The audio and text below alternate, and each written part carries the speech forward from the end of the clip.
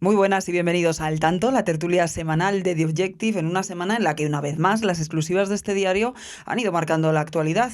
Ya saben que finalmente esta semana el CNIO, el Centro Nacional de Investigaciones Oncológicas, ha destituido a María Blasco tras la polémica desatada por las informaciones publicadas por The Objective. Enseguida hablamos con Lidia Ramírez, que es una de las principales autoras de estas informaciones. Pero hay más cuestiones, concretamente otra de las investigaciones de este diario, de Teresa Gómez, desde hace unos meses, que tiene que ver con el presunto desvío de fondos de la UEFA, y tras estas informaciones un juez español ha abierto una causa contra Messi, Piqué y Rubiales, y también con Ceferín por presunta corrupción. También vamos a hablar con ella. Además, vamos a contar con Paloma Cervilla. Con ella vamos a tratar de analizar el cambio en la estrategia del Partido Popular. Ya saben, finalmente votará a favor del decreto pactado esta semana entre el Gobierno y Junts, que sustituye al anterior decreto, al de la semana pasada, al ómnibus, a ese batiburrillo de medidas, pero que prácticamente contiene muchas de las mismas medidas y que finalmente el Partido Popular ha decidido apoyar. Más cosas. Ya saben que el fiscal general del Estado ha declarado esta semana, en esta ocasión en el Supremo, y ya saben, en esa causa, ¿no?, que le investiga por presuntamente filtrar datos de la pareja de Ayuso. García Ortiz sigue echando balones fuera. Fran Serrato nos va a dar la última hora y todos los detalles. Y hoy vamos a finalizar el episodio de Al Tanto con una noticia que pertenece más bien a la crónica rosa, al corazón, pero de la que todo el mundo está hablando en España, o una gran parte de ella. Vamos a hablar de Anabel Pantoja, ya saben, la sobrina de la tonadillera, que está rodeada de polémica porque tras el ingreso durante varias semanas de su bebé pequeño, de tan solo 2 meses, pues está siendo investigada. Hemos conocido que está siendo investigada junto a su pareja por presunto maltrato infantil. Nuestra compañera Marina Ochoa nos va a dar todos los detalles sobre este asunto. Arrancamos ya.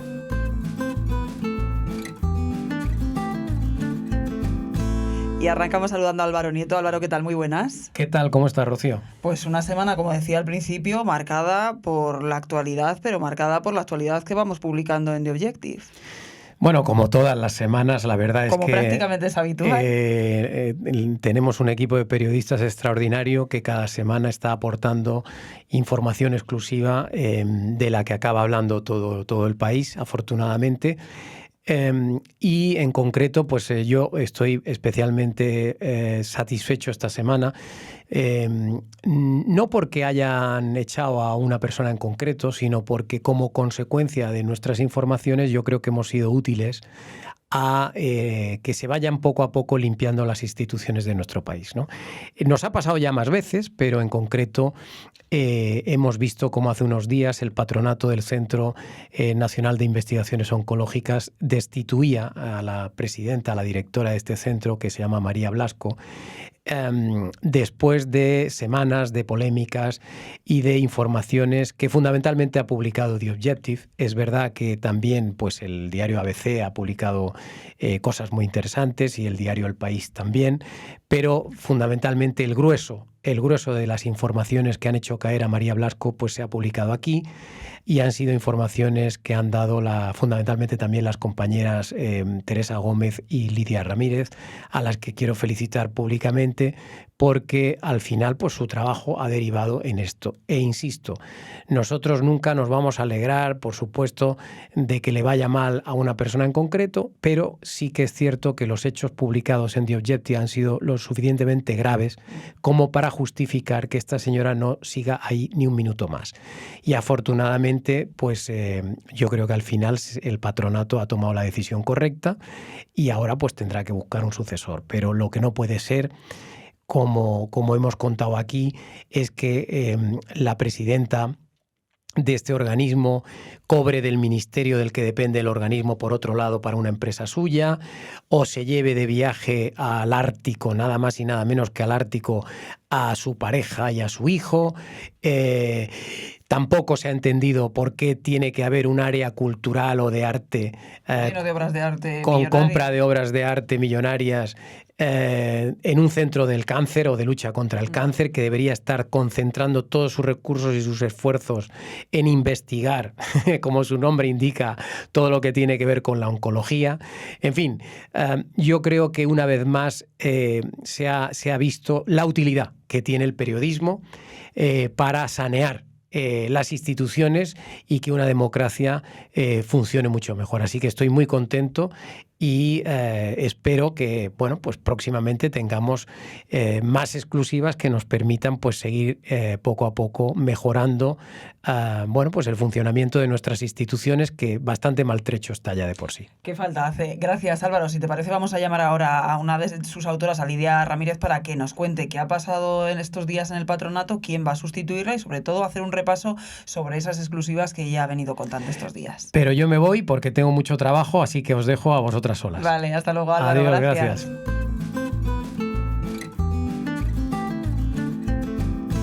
Pues saludamos ya a Lidia Ramírez. Lidia, ¿qué tal? Muy buenas. Hola, ¿qué tal, Rocío? Y antes de nada, pues bueno, darte la enhorabuena, ¿no? Porque pues de eso se trata nuestro trabajo. Después de muchas investigaciones, mucha información que has ido publicando estas últimas semanas acerca de lo que ocurría en el Centro Nacional de Investigaciones Oncológicas, en el CENIO, pues bueno, finalmente todas esas informaciones cercaban la figura de la presidenta de esta institución, de esta empresa pública financiada con dinero público.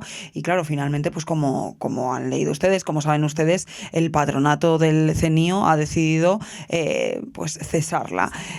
Cuéntanos, ¿cómo ha sido esa decisión? ¿Realmente cómo toma esa decisión el patronato? ¿Ha sido por unanimidad? ¿Cómo ha sido ese debate interno? Sí, como tú dices, Rocío, han sido más de 2 meses, porque todo comenzó a principios de diciembre de investigación incansable, ¿no?, por parte de The Objective.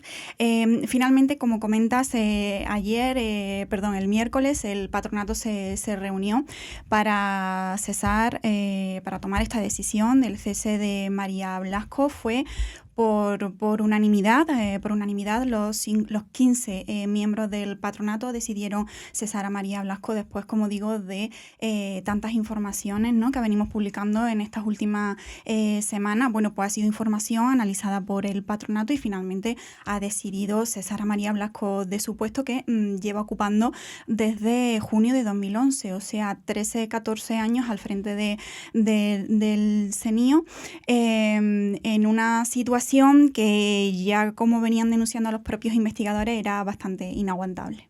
Era bastante inaguantable y ya luego, pues bueno, se sigue justificando, ¿no? Se sigue justificando diciendo también que ella pensaba irse, que ya lo había comunicado. Pero claro, el caso es que no se había ido. Claro, hasta ahora. Llama la atención porque esto lo comunicó ella después del cese. Ella dijo que ya lo había pactado con la secretaria con la presidenta del patronato. Pero claro, llama la atención porque además el día de antes, o sea, el martes, ella había convocado a la prensa y ahí había vuelto a insistir en que no iba a cesar. Y ese había sido su mensaje durante todo este tiempo. Ella siempre ha culpado al director gerente, a Juan Arroyo, de la situación económica del CENIO. Ella se ha quitado toda responsabilidad acerca de la situación del centro y, como digo, siempre culpaba a Juan. Juan también ha sido cesado de su puesto como director gerente, un puesto que llevaba ocupando muchísimos años porque ya era gerente en la etapa de Mariano Barbacid. Y esto ha generado, según cuentas en tus crónicas, bastante inquietud y descontento, ¿no?, entre la gente que sí queda en el CENIO, entre los investigadores. Exactamente, hay mucha indignación al respecto dentro del CENIO, dentro del organismo. He podido hablar con varios investigadores, no entienden esta decisión del patronato, que hayan cesado también a Juan Arroyo. Ellos aseguran que los logros del CENIO así han sido gracias a la labor de este señor que, como digo, lleva muchísimos años en este puesto de directivo, y consideran que ha sido una huida hacia adelante del patronato, porque aquí no podemos olvidar que el patronato era conocedor de esta situación, porque los investigadores lo habían denunciado en numerosas numerosas ocasiones y aún así decidieron seguir adelante manteniendo en el puesto a María Blasco, y esta decisión ha sido tomada cuando ya evidentemente la patata ha explotado y había que cesarla, porque no se podía hacer de otra forma. Lidia, antes de entrar un poco a repasar, porque lo hemos contado, lo has contado en The Objective, pueden leer ustedes, de hecho, una crónica que recoge las 15 exclusivas de The Objective sobre pues esta mujer, sobre María Blasco antes de su cese y que han ocasionado su caída. Ahora vamos un poco a profundizar pues sobre ellas, que las has contado también en este podcast en varias ocasiones, pero antes de nada, ¿quién se queda a cargo de la institución? ¿Lo hace en funciones? ¿Habrá nuevas? ¿Cómo se ocupa el nuevo puesto? ¿Quién lo elige? Sí, ahora mismo está como director científico Fernando Peláez. Fernando Peláez es un investigador que lleva en el CENIO también muchísimos años como jefe de unidad, y él ahora mismo estará en funciones hasta que el CENIO encuentre un nuevo director científico.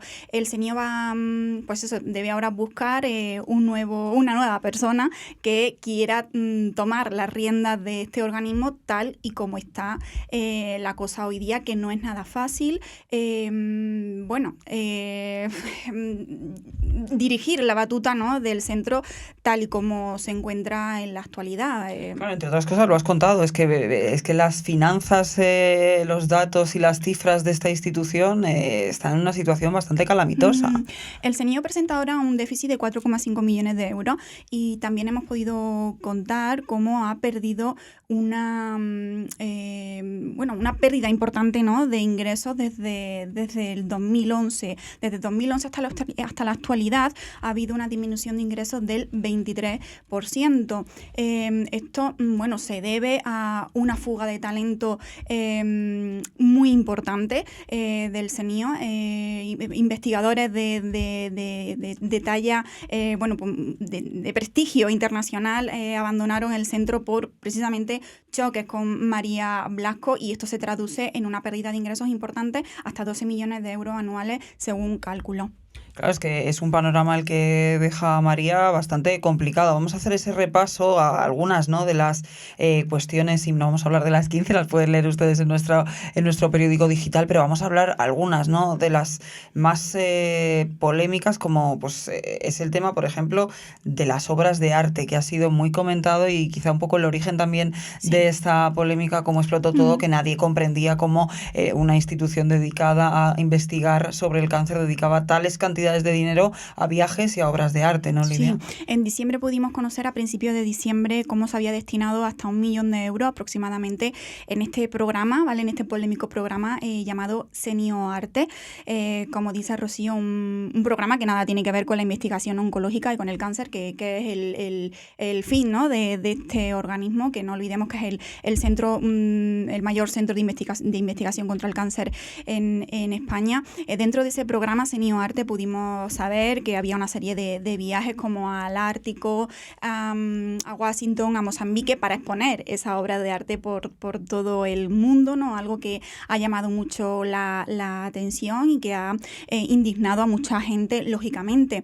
En el viaje al Ártico, como pudimos contar The Objective en exclusiva, pudimos saber que en ese viaje María había sido acompañada, o se había llevado a su mujer Ruth Toledano y a su hijo, personas que obviamente nada forman parte del CENIO. Nada tienen que ver con el CENIO, ni con la investigación oncológica, ni nada por el estilo. Yo tuve la oportunidad de preguntarle a María en persona por qué su mujer y su hijo la habían acompañado a este viaje, un viaje que había sido pagado con fondos del CENIO, que no nos olvidemos que es un centro público. Ella me dijo que no me iba a responder a esa pregunta porque no iba a responder a preguntas personales. Pero deja de ser personal cuando es una institución pública o mantenida con dinero público. Claro, yo creo que no era una pregunta personal, porque yo no le estaba preguntando por su viaje de verano, yo le estaba preguntando por un viaje organizado por el CENIO, pagado con fondos del CENIO, que es un organismo público. Pero bueno, ella consideró que era una pregunta personal y no me la respondió, con lo cual yo creo que ahí está la respuesta ya también. Y también hay una cuestión, los sobresueldos, ¿no? Uh-huh. Los sobresueldos que ha ganado esta señora y que no correspondían con la normativa vigente dentro del CENIO. Sí, hemos podido conocer que hasta 2024 hubo un reparto de sobresueldo, recibió María Blasco un reparto de sobresueldo de 319.000 euros. Estos sobresueldos son en concepto de unas primas, ¿vale? Vamos a definirlo así como una forma fácil, unas primas por consecución de objetivos. Ya Hacienda en 2019 alertó que este reparto no podía estar realizándose. Entonces, en 2019, en un informe, la IGAE, que pertenece a Hacienda, dijo, oye, están habiendo unos repartos de primas en 2016, 2017 y 2018 que no se deben de estar haciendo, esto no corresponde.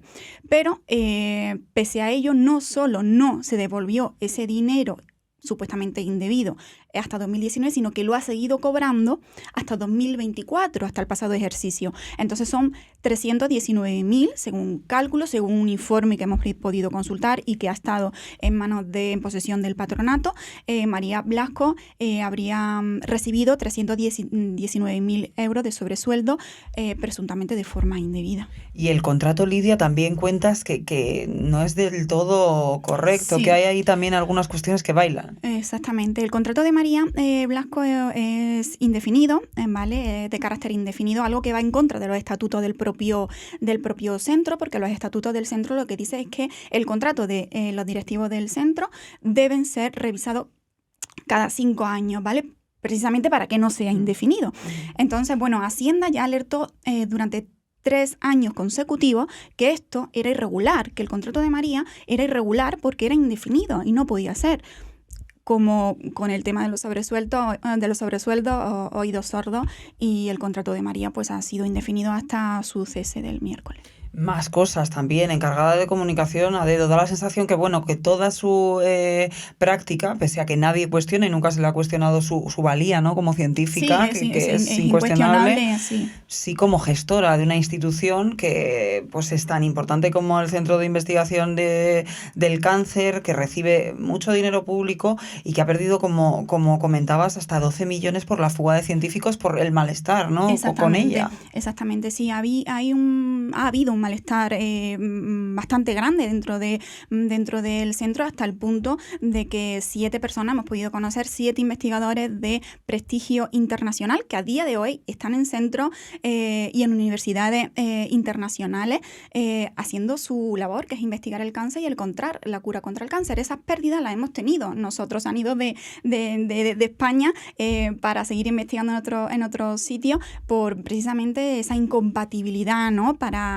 trabajar con María y esa fuga de talento en la que la que le ha hecho perder al centro 12 millones de euros anuales. Claro, es el CENIO que se llena, ¿no? Como dices, de peticiones de dimisión, de gente que quiere salir continuamente, que pues no debería ser lo correcto en un sitio pues que pretende ser potente en la lucha contra el cáncer y que recibe dinero público para ello. Sí.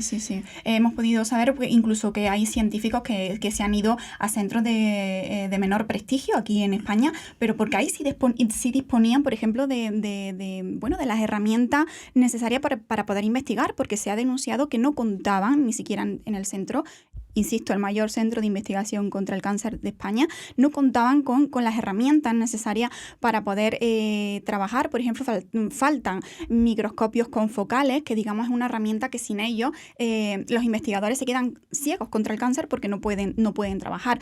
Una herramienta básica para ellos, ¿no? Como nosotros tener un ordenador, pues sin un ordenador no podemos hacer nuestro trabajo, un móvil, ¿no? Pues ellos igual, ¿no? Es su instrumento básico, ¿no? Y fundamental de trabajo. Y bueno, pues sí, en el CENIO las peticiones de dimisión contra María han sido constantes y bueno, un alivio por este cese, pero también mucha indignación también por el cese de Juan Arroyo.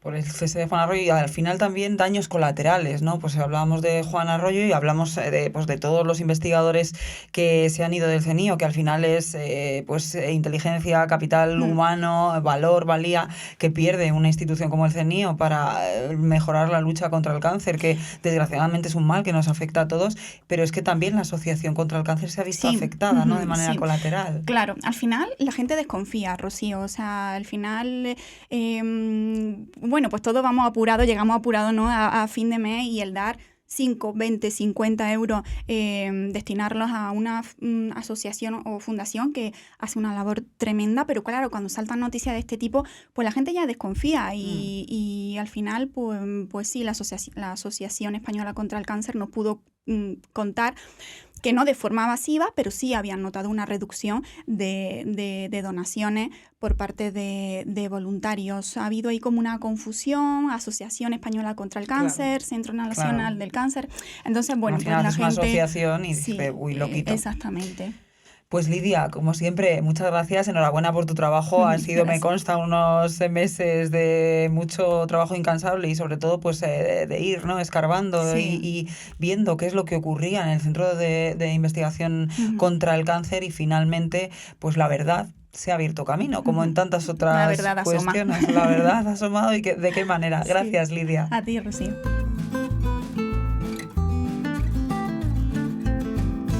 Y momento ya de saludar a Teresa Gómez. Teresa, ¿qué tal? Muy buenas.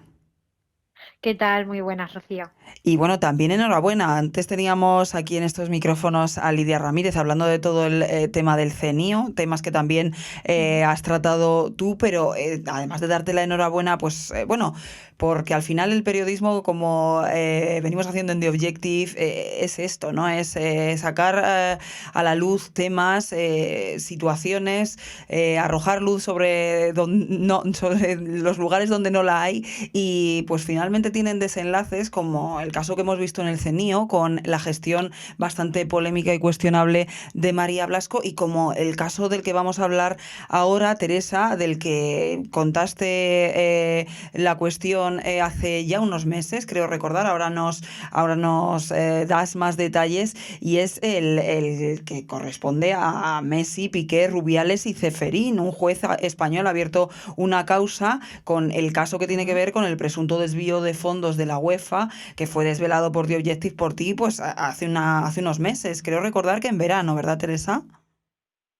Sí, lo adelantamos justo en verano, un poquito antes de verano, contamos en exclusiva en The Objective bueno, pues los audios y las grabaciones y los WhatsApp sobre un poco antes de verano, en mayo fue, Un poco, es que la sobre información Messi. va tan rápido que al final el tiempo, pues ya no sabemos cuántos meses han pasado. Lo que sí que está claro es que, mira, si fue en mayo al final, pues la justicia se toma su tiempo, como decimos siempre aquí, no va al mismo ritmo que la investigación periodística, pero al final un juez ha abierto diligencias sobre esta cuestión que publicaste en exclusiva y que fundamentalmente, pues contabas en esa investigación que habías hecho sobre el caso Ceferín que los entonces jugadores del Fútbol Club Barcelona, Piqué, Leo Messi, junto al expresidente de la Real Federación Española de Fútbol, Luis Rubiales, y el presidente de la UEFA, Alexander Ceferín, tuvieron, ¿no?, una serie de comunicaciones bastante frecuentes en las que presuntamente tenían esa intención de desviar algunos fondos, hablamos de la época de la pandemia, fondos de la Confederación Europea hacia jugadores, pues por considerar que habían perdido dinero durante estos meses de COVID, ¿no? Así es. Bueno, tenemos que tener en cuenta, nosotros desvelamos esto en mayo, de mayo a diciembre, que se interpone la denuncia por el sindicato Manos Limpias, la justicia no actúa de oficio, pese a que los hechos, bueno, pues hay indicios de un presunto delito, al menos de corrupción en los negocios, y de tráfico de influencia, a pesar de estos indicios, porque además aportamos pruebas, aportamos no solamente los WhatsApp intercambiados entre Messi, Piqué, Luis Rubiales y Ceferín, sino también los audios incorporados y cómo trataron de intentar desviar fondos de la Confederación Europea hacia estos determinados jugadores con el objetivo de paliar esa pérdida salarial que iban a sufrir, porque ya el Fútbol Club Barcelona les había comunicado a los jugadores del Barça que se iba a reducir su sueldo en un 80%. Una vez publicado esto por nuestro periódico, la justicia no actúa de oficio y es el sindicato Manos Limpias, como acusación popular, por cierto, esas acusaciones que se quiere cargar el gobierno de Sí. Pedro Sánchez, quien interpone la correspondiente denuncia, y a raíz de esta denuncia es cuando se abren diligencias de investigación. Por tanto, aquí la justicia no ha actuado de oficio como debería haberlo hecho al tener constancia de unos presuntos hechos que podrían ser delictivos, sino que ha sido gracias a una asociación, a un sindicato, en este caso al sindicato Manos Limpias. Nosotros lo que contamos es justo estas comunicaciones que se inician el 2 de abril de 2020, es decir, cuando se acababa de decretar el primer estado de alarma en España, que se decretó en marzo de ese año. Pues Piqué le transmite a Rubiales que Messi está muy preocupado por esa rebaja salarial, mientras que en España en ese momento morían miles de personas debido al coronavirus. Ellos estaban preocupados porque su sueldo millonario Por se cuidar el pudiese sueldo de los reducir. grandes jugadores, ¿no? Porque se pudiese reducir, ahora te explico eso, su sueldo, ¿no? Entonces ellos lo que hacen es hablar con Ceferín, y Ceferín tiene que, a través de la Federación Española de Fútbol, tiene que tiene que destinar unos fondos a todos los equipos. Entonces el plan era que esos fondos no fuese para todos los equipos, sino para determinados jugadores que entiendo que serían únicamente Messi y Piqué, porque uno de los audios que Rubiales le manda a Ceferín es que, por favor, absoluta confidencialidad, porque Messi está muy nervioso, porque no quiere que esto se sepa, y de hecho, porque si no, dice, porque si la gente se entera nos van a matar. Por tanto, si estos fondos iban destinados a todos los jugadores, no lo hubiesen tratado de esta manera tan confidencial, ni el resto de jugadores les iba a matar porque estuviesen intentando compensar esa pérdida salarial, ¿no? Entonces esto es un síntoma más de que este dinero iba a ir destinado solamente a algunos agraciados, entre ellos Messi y Piqué. De hecho, el presidente de la UEFA lo que le dice a Rubiales es que no se preocupe, que ni su perro se va a enterar, y según se desprende de estas comunicaciones, el objetivo era desviar esos fondos que iban destinados a todos los equipos, a todos los clubes, un dinero que se venía dando a los clubes jóvenes, pues cambiarle el rumbo y destinarlo a determinados jugadores. Ahora, Teresa, como cuentas, el instructor ha decidido incoar diligencias contra los intervinientes en la relación con estos hechos. ¿Cuáles son los siguientes pasos? ¿Se les va a llamar a declarar o qué es lo que continúa ahora? Bueno, pues el instructor lo que ha hecho ha sido simplemente incoar diligencias de investigación. Es cierto que si el instructor hubiese visto que no hay delitos, se podría haber admitido de plano la denuncia, o se podría haber incoado diligencias y inmediatamente en el mismo autoincoación archivar la causa por falta de indicios. En este caso se incoan diligencias, dice en el fundamento jurídico que es con el mero hecho de que quede registrada la denuncia, pero es cierto que podría haberla archivado y no la ha archivado. Ha dado traslado al Ministerio Fiscal y le ha pedido a la acusación popular, a Manos Limpias, que se persone en un plazo de 5 días con abogado y procurador para que pueda ejercer esa acusación. A mí esto me parece interesante, porque una vez que ya le das esa potestad al denunciante, hace que, aunque la Fiscalía de oficio decida no actuar o no quiera personarse en la causa puede seguir adelante. Pues Teresa, lo contarás seguro, te leeremos los Por próximos supuesto. días. Muchas gracias, compañera. Muchísimas gracias. Gracias, Igual. hasta luego. Gracias. Y vamos ya a saludar a Paloma Cervilla. Paloma, ¿qué tal? Muy buenas. Hola, ¿qué tal, Rocío? ¿Qué tal? Que hacía un tiempo que no te tenía por aquí, en Al Tanto. Pero mucho tiempo. Mucho tiempo. Que nos tenía ocupado todo el tema de la corrupción, los hidrocarburos, Aldama y demás. Hay mucha actualidad en los juzgados. En los juzgados hay mucha tela que cortar, pero es que la política también la hay, la verdad. Claro. Llevamos unas semanas, más o menos una semana. La semana pasada ese fracaso del gobierno en ese decreto omnibus, un batiburrillo de de medidas que incluían todo tipo de cuestiones desde pensiones, ayudas a los transportes, también ese llamado escudo social del gobierno que viene prorrogando desde la pandemia con, entre otras cuestiones, la prórroga de la prohibición de desahuciar a familias consideradas o catalogadas de vulnerables. Una serie de batiburrillos que finalmente el gobierno no logró sacar adelante, ya lo saben ustedes.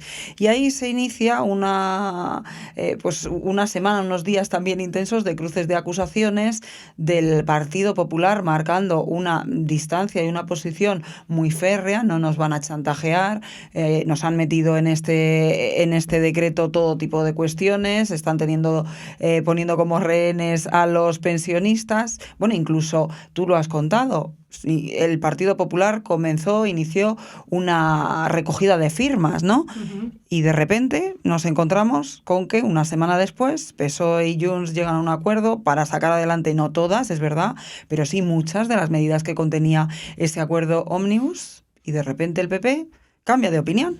Pues eso es lo que ha sucedido. Básicamente es eso, que el Partido Popular, después de hacer una campaña intensa en comunicación, ¿no?, explicando su no, que ha sido una campaña intensa, que muchas veces al Partido Popular se le critica que no sabe comunicar, ¿no? Y yo creo que la semana pasada la campaña la entendió todo el mundo. No apoyaban el decreto de Pedro Sánchez por varias cuestiones, pero sobre todo dos fundamentalmente, porque ellos decían que se le cedía un palacete en París al PNV y porque se mantenía el respaldo y el apoyo a los ocupas. Eso era lo que la gente ha entendido estupendamente, porque si nos metemos en la letra pequeña son cosas entre los periodistas y los políticos, pero la gente de la calle en los dos mundos que vivimos. Exactamente, en los dos mundos, pero yo creo que la gente de la calle entendió perfectamente el regalazo, en palabras del PP, yo digo la campaña que el PP ha hecho, el regalazo del edificio al PNV y mantener el apoyo o el amparo jurídico a los ocupas hasta 2025. Eso eran los dos puntos fundamentales, por lo cual el PP, luego sí que había otros, pero vamos, fundamentalmente eso. Y son cosas que se entienden, que tú no puedes chantajear, meter la subida de las pensiones con esos dos puntos. Con lo cual, yo creo que el Partido Popular la semana pasada le salió muy bien, informativamente y comunicativamente todo. Y de repente... Creo que la gente entendió que el gobierno estaba chantajeando, incluyendo pensiones y un batiburrillo de medidas para contentar a los socios de siempre, o a unos, a otros y a todos. Lo entendió. 80 medidas, que la gente de las 80 se habrá quedado con 2 o 3, pero lo entendió perfectamente, con lo cual hicieron una campaña de comunicación que fue estupenda. 10. Oye, pues se sabía, o por lo menos yo creo que todos lo intuíamos, que Sánchez acabaría pactando con Puigdemont. Eso yo creo, yo no tenía ninguna duda, porque Puigdemont no va a dejar caer a Sánchez. Nunca ha estado más cómodo que con Sánchez en la Moncloa. Y Sánchez nunca ha estado más cómodo, sí, hay que decirlo, porque él, España, no le importa nada. Él lo que quiere es estar en la Moncloa, sus viajes internacionales y el poder. Todo lo demás es letra pequeña que no le interesa nada. Con lo cual él sabe que mientras Puigdemont esté ahí, él va a estar cómodo, aunque tenga sus cosas parlamentarias, sus debilidades, sus disgustillos, pero lo importante del poder lo tiene. Con lo cual yo estaba segura que algo haría. Yo no sé el Partido Popular qué le ha pasado realmente, y te lo digo, yo que hago el Partido Popular, porque claro, ingenuos, hasta cierto punto, todo el mundo sabía que Sánchez iba a llegar a un acuerdo.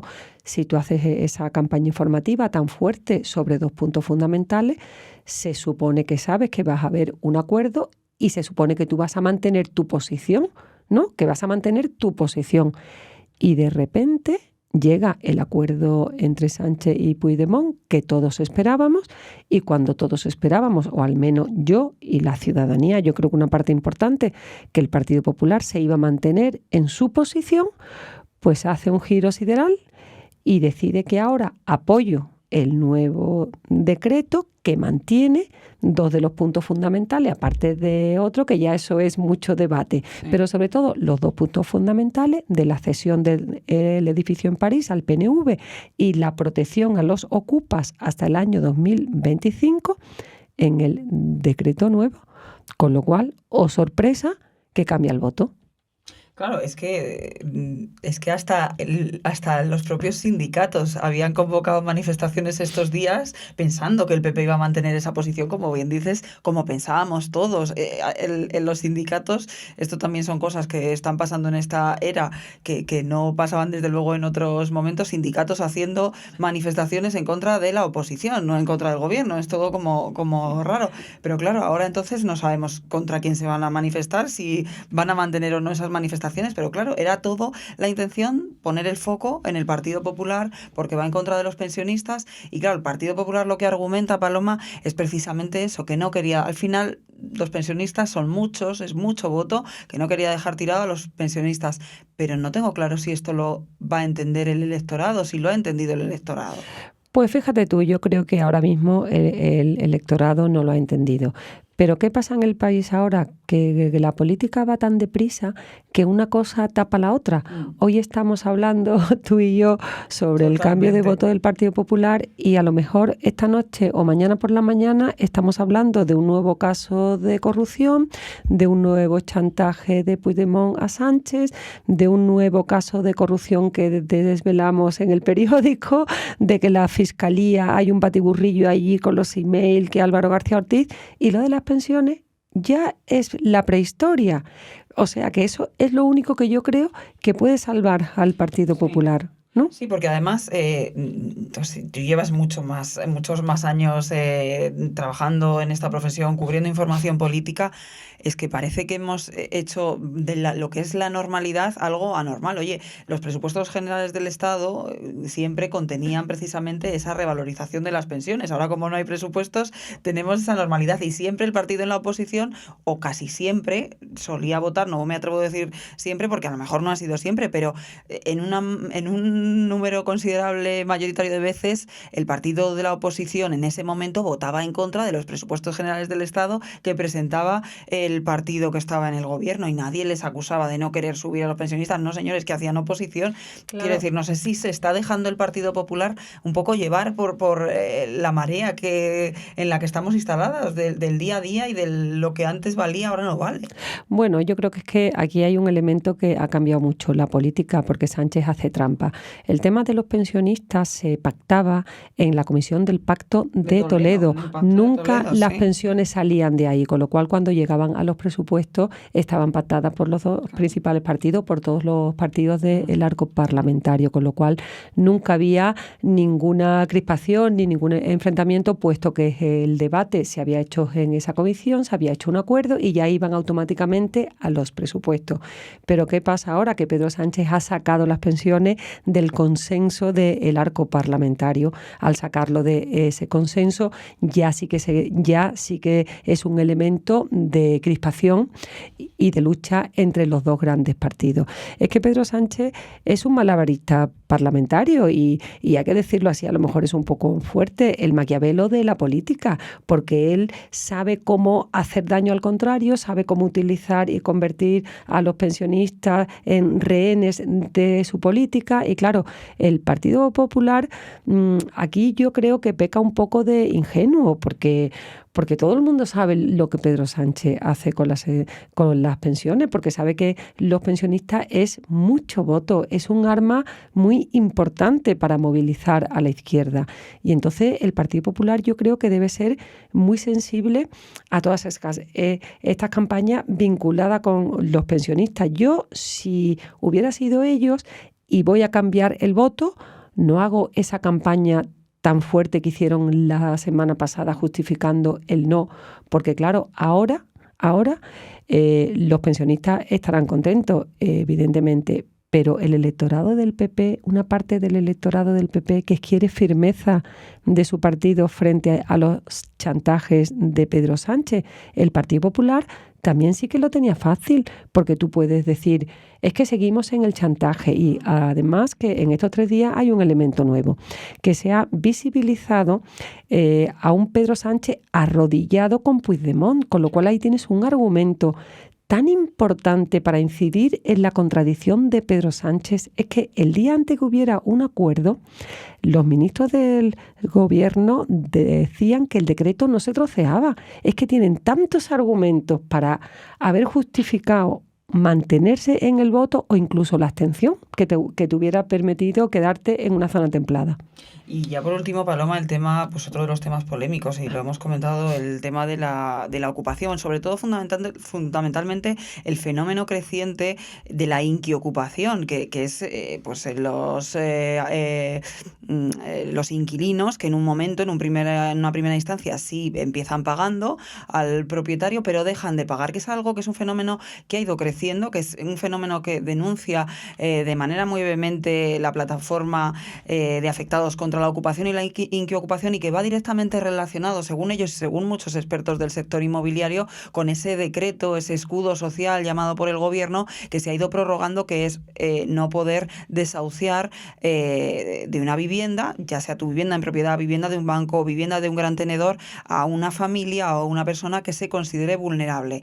¿Qué pasa? Que al final esto ha dado pie, según nos cuentan, según nos llegan muchos casos, a corruptelas, a mafias, a gente que realmente no todos son vulnerables, que hacen ciertas triquiñuelas, y que aunque fuesen vulnerables, lo que dicen las víctimas de la inquiocupación es, oye, muy bien, pero ¿por qué yo, propietario, tengo que pagar la labor social del gobierno cuando ni siquiera se me están pagando compensaciones, cuando ni siquiera, o sea, ¿por qué yo tengo que pagar el alquiler de una persona que no pueda pagarlo? Eso tiene que proveerlo el Estado al final, es tu labor social como gobierno. Entonces, claro, no se entiende cuando el Partido Popular ha sido tan vehemente con esto. El Partido Popular ha intentado pues enmendar un poco esta situación, llegando a ciertos acuerdos con esta plataforma y presentando una serie de medidas muy importantes, una batería importante en materia de vivienda, y pactando ciertas cuestiones a nivel autonómico y local y municipal, que bueno, tiene el Partido Popular pues mucho poder.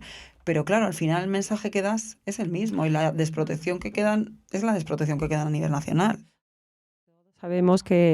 Todos sabemos que en el tema de la ocupación hay pues mucha mafia y sobre todo que hay mucha trampa. También hay gente que se mete en una vivienda que por supuesto ni es familia vulnerable ni es nada, y lo primero que hacen es meter a una persona mayor o meter a una chica embarazada, a una señora embarazada, y meter niños, y entonces ya soy familia vulnerable, ¿no? Yo creo que fundamentalmente el tema de la ocupación son mafias, y el problema de la ocupación, no de la ocupación, de la familia vulnerable, quien lo tiene que arreglar es las administraciones de todo signo político, porque las administraciones tienen que tener viviendas sociales para ese tipo de familias vulnerables, que yo estoy totalmente de acuerdo que tengan protección, pues claro que sí. Pero la protección no se la tiene que dar el ciudadano. Claro, se lo tiene que dar la administración, claro. Y la administración tiene que hacer una política social y una política urbanística de construcción de viviendas sociales. El problema es un problema de gestión política. No es un problema de que la gente privada tenemos que solucionar un problema, como tú muy bien dices, que es del gobierno.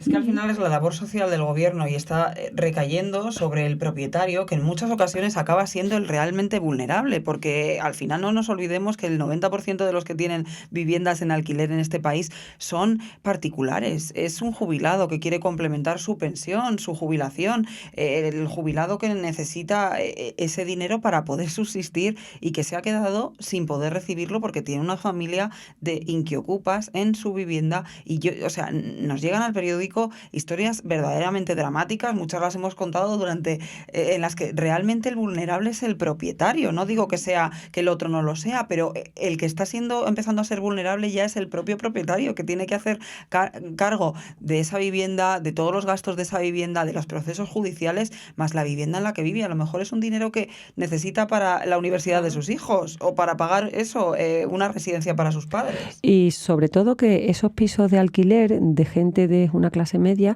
son pisos que han conseguido con su trabajo, que muchos ni han heredado nada, sino que ellos han ahorrado su dinerito, tienen su vivienda en la que viven y luego han ahorrado un poquito para comprar una vivienda y para que en su vejez eso les sirva, como tú bien dices, como complemento a la pensión. Entonces, claro, yo creo que el Partido Popular, a mi juicio, yo creo que se ha equivocado con el cambio del voto. Yo también siempre digo que es muy fácil hablar desde fuera y muy difícil cuando estás en un despacho y tienes sobre ti una responsabilidad tan grande como es el principal partido de la oposición, ¿no? Y en una situación como la que tenemos en España, que el Partido Popular, todas las encuestas pues le dan un nivel de voto muy grande y sobre todo porque Pedro Sánchez está en una situación vulnerable que yo no creo que vaya a disolver, que yo no creo que se vaya a ir, pero bueno, siempre hay carambolas del destino y nunca en la vida tenemos la certeza de las cosas que van a pasar. Dios me libre, yo en política he visto de todo y jamás haré una afirmación contundente de nada. Mañana hay una carambola, pero vamos, en circunstancias normales Pedro Sánchez no se va a ir. Con lo cual el Partido Popular sí que tiene que, a mi juicio, manifestar una situación más de fuerza y de convicción en el voto que emite en cuestiones tan importantes como las pensiones, en cuestiones tan importantes como la ocupación, que claro, el voto que va a emitir en el Congreso cuando se lleve el decreto, que puede ser, creo que la semana que viene, no la otra, en 15 días, pues eso al Partido Popular sí que le va a pasar factura. Y además que Pedro Sánchez yo creo que va a retrasar llevar el decreto al Congreso porque en todo este tiempo desgastará al Partido Popular incidiendo en el cambio del voto. Paloma, lo veremos. Lo veremos, Rocío, gracias a ti. Como siempre. Muchas gracias.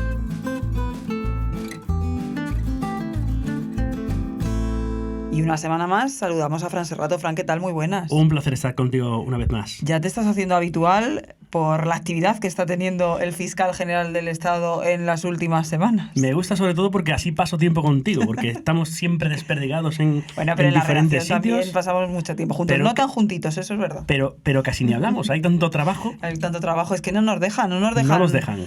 Pero toca seguir hablando, no de nuestras cosas, que ya nos gustaría también. Otro día podemos hacer un podcast de eso, pero del fiscal general del Estado, de Ortiz, que sigue declarando en este caso esta semana turno para su declaración en el Supremo. ¿Qué ha dado de sí esta semana hemos tenido la declaración como investigados del fiscal general Álvaro García Ortiz y de la fiscal jefe de Madrid, de Pilar Rodríguez, que fue la persona que le mandó los correos polémicos de el novio de la presidenta madrileña, Isabel Díaz Ayuso. Bueno, fue la persona que se los envió porque la fiscal superior, Almudena Lastra, dijo que no hacía esa comprobación, que no hacía ese envío y que el fiscal Salto, que estaba investigando a González Amador, a Alberto González Amador, era un fiscal impecable. Fue la fiscal jefe de Madrid, Pilar Rodríguez, la que sacó de un partido del fútbol al fiscal Salto porque el fiscal general no podía esperar y parece ser que luego salieron informaciones sobre el correo de González Amador en el que decía que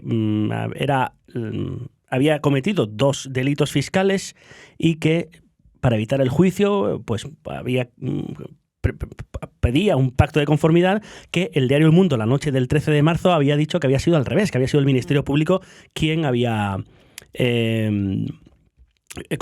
pedido o le había dado la oportunidad de hacer este pacto, este acuerdo.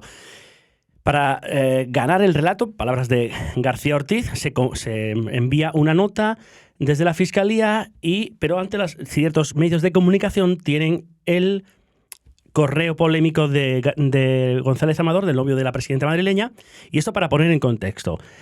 Se está investigando quién filtró lo filtró. Él esos sigue correos. Echando balones fuera, él sigue negando y que García filtrase. Ortiz sigue negando que lo filtrase, y es más, es que ha dejado caer, ha sugerido, insinuado que podría haberlo hecho la fiscal superior de Madrid, que fue la persona que unas semanas antes, cuando fue al Supremo en calidad de testigo, dijo que por deducción todo parece indicar que fue García Ortiz.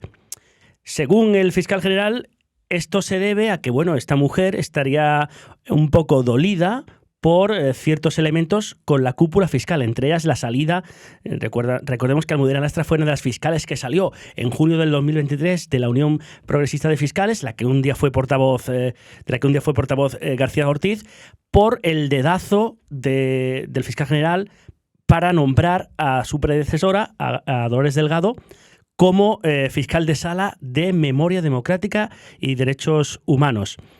Aquí hay un lío monumental. Aquí hay muchas incógnitas y una de las incógnitas y de las claves, ¿no?, que hemos venido contando estas semanas es precisamente el contenido de los teléfonos, el borrado, ¿no?, de esos teléfonos, la desaparición de datos de esos teléfonos, no solo del fiscal, también se habla de Reyes Maroto. Claro, ahí a lo mejor es lo que falta, ¿no?, para encajar todas las piezas de este puzzle. Vamos a ver, ahí termino ya con lo que iba diciendo antes, que era que este jueves también ha ido a declarar la fiscal jefe, la que le mandó los correos polémicos a García Ortiz, y ha dicho, o dijo, que 500 personas, 500 fiscales tenían accesos a esa información, a ese expediente, y más de 60... Bueno, vaya confidencialidad, sí, exactamente. Y al menos 60 compañeros podían ver los polémicos correos. El tema del volcado de móviles, en su declaración en el Supremo, García Ortiz dijo que era algo habitual, y que en los 3 años aproximadamente, 3 años y pico que lleva como fiscal general, había cambiado de móvil en 6 ocasiones. Esto está por ver porque tampoco he visto ningún documento que lo demuestre, y un informe que ha hecho el Ministerio Público en la sección de informática, pues solamente ha aportado uno y ha dicho que García Ortiz nunca aportó el teléfono que le dieron el 24 de mayo y que además no registra, la sección de informática del Ministerio Público no registra los emails, que es, digamos, el código de los teléfonos móviles, ¿no?, como el DNI de los teléfonos móviles. Por tanto, si a mí me entregan un móvil de la marca X y yo tengo que devolverlo luego, puede ser el mismo modelo, porque la matrícula, el DNI de ese móvil, no se recoge, puede ser cualquier móvil. Y con este tema de los móviles, pues bueno, se han pedido comisiones rogatorias a Irlanda. Vamos a ver qué dicen las sedes de WhatsApp, las compañías WhatsApp y Google de esto. Pero una de las acusaciones populares, APIF, una asociación minoritaria, independiente y también muy crítica con el fiscal general, con García Ortiz, ha pedido que esos informes, esos documentos, esos análisis se pidan en las sedes españolas porque no se fían del ministro del Interior y de la juez de enlace, que por cierto es la hija de Conde Pumpido. Es lo que nos contabas aquí la semana exactamente. pasada. Y que es que esto se ha convertido en una auténtica telenovela. Comentabas, han declarado varias personas durante esta semana, también la fiscal de Madrid, que aseguraba que debía entregar a García Ortiz los correos del novio de Ayuso, que era como, pues bueno, un trámite, ¿no?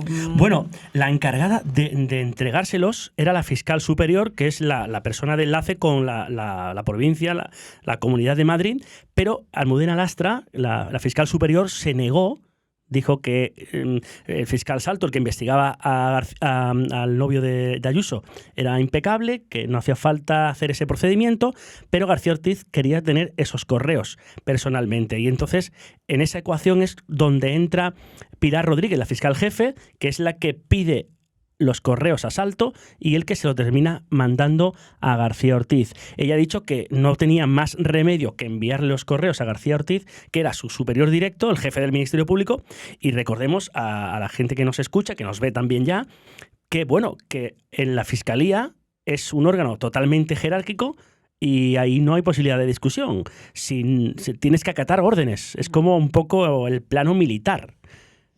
Afortunadamente aquí en The Objective tenemos capacidad de poder hablar los temas. No hay esa disciplina militar. No existe, no. ¿Qué te iba a decir, Fran? Todavía esto le queda mucho por delante. La semana que viene, el 5 de febrero, hay una miércoles, ficha, es una fecha clave en todo este asunto. Sí, porque va a declarar como investigado el tercer imputado en discordia, que es Diego Villafañe, que hace las labores, el trabajo del día a día del fiscal general, porque es el teniente fiscal de la Secretaría Técnica de la Fiscalía General y es, digamos, la persona que está en el día a día, que mira sus documentos, que hace el trabajo, por decirlo de alguna manera, sucio del fiscal general, y es la persona que interactuó con la fiscal general, con la fiscal jefe de Madrid, con la fiscal superior, y se supone que él estaba en el ajo también. Entonces, a ver qué dice. A ver si su versión cuadra con la de alguno, porque de momento no estamos haciendo... La estrategia de defensa del fiscal general,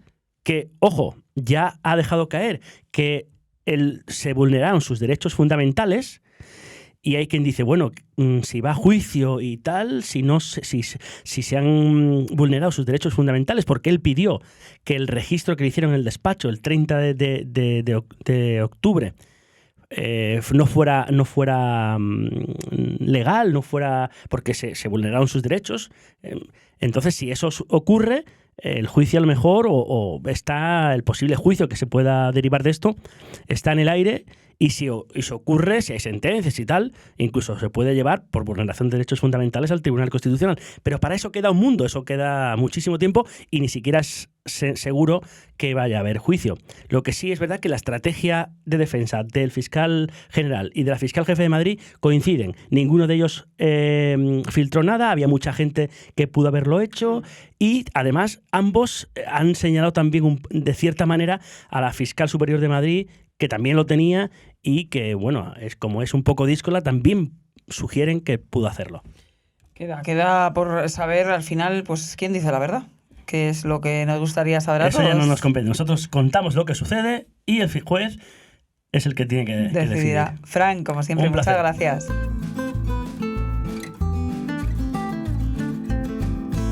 Y vamos a dedicar los últimos minutos del Al Tanto de hoy para tratar un tema que es verdad que, bueno, pues trasciende, ¿no?, lo que solemos tratar, trasciende las cuestiones políticas o económicas. Es un tema que tiene más que ver con el corazón, pero del que prácticamente media España está hablando durante los últimos días, y es, pues bueno, una investigación sobre Anabel Pantoja, la sobrina de la cantante, que está siendo investigada por presunto maltrato infantil a su bebé. Nuestra encargada de temas del corazón, la vamos a dar la bienvenida ya, nos va a contar todos los detalles de esta cuestión que la verdad que inquieta a media España. Marina, ¿qué tal? Muy buenas. Hola, ¿qué tal? Buenas tardes, ¿qué tal? Esta noticia ha saltado esta semana, a finales de semana, después de varias semanas de ingreso, ¿no?, de esta pequeña. Cuéntanos, ¿qué es lo que ha ocurrido? Bueno, mira, para poneros un poco en contexto, os voy a contar quién es Anabel Pantoja, que la verdad que es un personaje, bueno, una persona dentro del mundo del corazón, que la verdad que es bastante noticiable. Se hizo famosa pues por ser la sobrina de Isabel Pantoja, y aparte, más o menos en 2013, comenzó a colaborar con algunos programas diarios de Telecinco, como es el programa Ana Rosa, y a partir de ese momento pues ha participado en Supervivientes, en otros programas de la cadena como colaboradora, y también pues se dedica un poco al mundo de las redes sociales, por no hablar de su paso de Sálvame, que estuvo pues durante todas las temporadas y hasta el final del programa.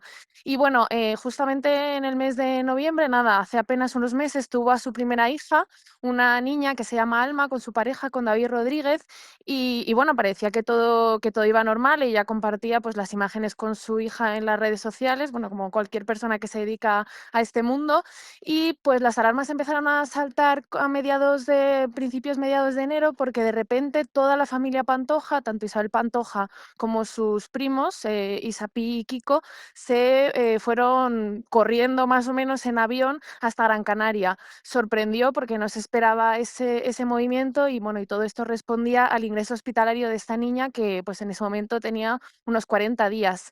Sí que es cierto que no se contó qué pasaba. La verdad que fueron un poco herméticos en todo eso, porque siempre se han preocupado un poco por toda la privacidad de la niña. Y pues ha sido ahora cuando hemos conocido un poco, no exactamente qué ha sucedido, pero sí, bueno, con este comunicado que ha presentado el TSJ de Canarias, pues hemos podido saber que se han abierto una investigación, que parece ser que es una investigación más protocolaria sobre unos presuntos malos tratos. Que es algo que, bueno, que en bebés tan pequeñitos, cuando van al hospital en una circunstancia, entiendo, de gravedad, pues los hospitales tienen que tomar este tipo de medidas, y es algo que se suele hacer, se supone, en situaciones como estas, ¿no?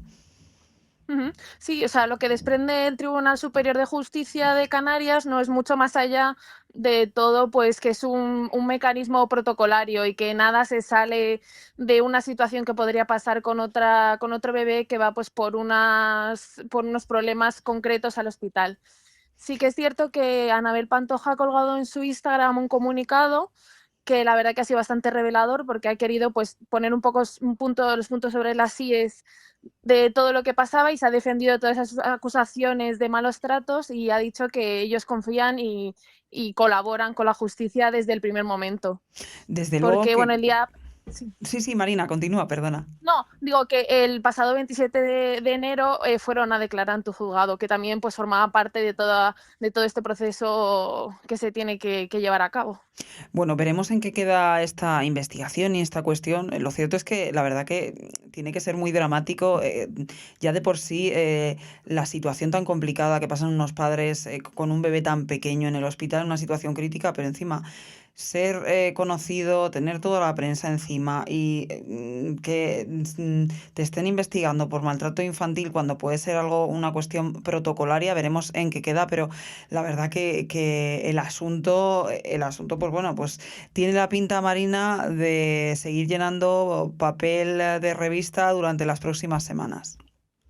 Sí, sí, o sea, yo me imagino que ya sí ya hay mucha intensidad sobre todas las noticias que tenía que ver sobre Anabel Pantoja, ya con el nacimiento de su hija, ha sido como un plus, pues ya me imagino con todo esto que la verdad que será una presión mediática bastante grande. Pero bueno, Anabel Pantoja ha dicho que ella está tranquila, feliz y sobre todo que está con su hija en casa, que está sana. Y eso para ella es lo importante ahora mismo. Marina, muchas gracias, como siempre. Nada, a vosotros. Y gracias a todos ustedes, porque bueno, ya saben, es que aquí tocamos todos los palos, todo lo que es interesante para el lector o para el oyente, se lo contamos en Al Tanto. Muchas gracias una semana más por escucharnos. Ya saben, pueden encontrarnos en nuestras redes sociales, obviamente en nuestra página web, en www.theobjective.com o en su plataforma favorita de podcast. Un abrazo.